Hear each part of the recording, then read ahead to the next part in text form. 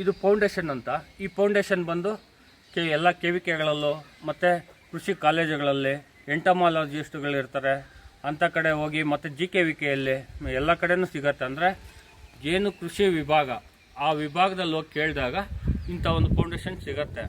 ಇದು ಹಾಕೋ ಉದ್ದೇಶ ಏನು ಅಂತಂದರೆ, ಇದನ್ನ ಬಂದು ನೋಡಿ ಈ ಥರ ಹಾಕ್ತೀವಿ. ಈ ಥರ ಹಾಕೋದ್ರೆ ನಾವು ಮನೆಗೆ ಪಾಯ ಹಾಕ್ದಂಗೆ. ಮನೆಗೆ ಪಾಯ ಹಾಕೋದು ಕಷ್ಟ.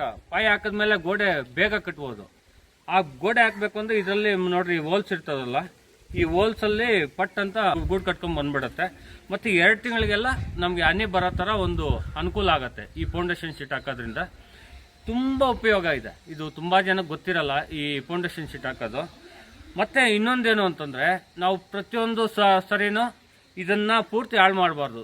ತುಪ್ಪ ತೆಗೆಯುವಾಗೂ ಅಷ್ಟೇ. ಇದು ಎಷ್ಟು ಟೈಮ್ ತೊಗೊಳುತ್ತಂದರೆ 2 ತಿಂಗಳು ಬೇಕು. ಇದನ್ನು ಮನೆಗೆ ಆಗಿ ಮತ್ತು ಜೇನುತುಪ್ಪ ಇಡಬೇಕು ಅಂತಂದಾಗ 2 ತಿಂಗಳು ಟೈಮ್ ತೊಗೊಳುತ್ತೆ. ಆ 2 ತಿಂಗಳೇ ನಾವು ಇದನ್ನು ಮೇಲೆ ಇರೋದು ಆ ಕೂಮ್ನೆಲ್ಲ ತೆಗೆದುಬಿಟ್ಟು ಒಂಚೂರು ನಾವು ಹನಿ ಎಕ್ಸ್ಟ್ರಾಕ್ಟ್ರಲ್ಲಿ ಹಾಕಿ ನಾವು ತಿರುಗಿದಾಗ ಕ್ಲೀನಾಗಿ ಇದರಲ್ಲಿರೋ ತುಪ್ಪ ಬರುತ್ತೆ.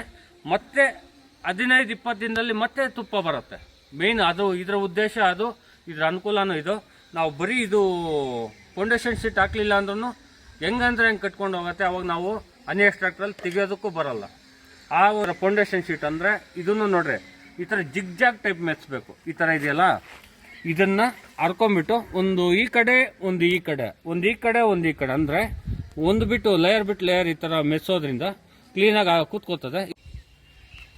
ಈ ಥರ ಜಿಗ್ಜಾಗಲ್ಲಿ ಮೆಚ್ಚಿ ಈ ಕಡೆ ಒಂದು ಸ್ವಲ್ಪ, ಈ ಕಡೆ ಒಂದು ಸ್ವಲ್ಪ ಮೆತ್ತಿ, ಅದಾದಮೇಲೆ ಈ ಥರ ಇಟ್ಟು ಇದನ್ನು ಈ ಥರ ಕೊಡಬೇಕು. ಇದ್ರ ಮೇಲೆ ಕೊಟ್ಟು ಮಾಮೂಲಿಯಾಗಿ ಈ ಬಾಕ್ಸ್ನ ಇದ್ರ ಮೇಲೆ ಯಾವ ಥರ ಮುಚ್ಚಿದ್ವೋ ಸೇಮ್ ಇದ್ರ ಮೇಲೆ ಈ ಥರ ಮುಚ್ಚಬೇಕು.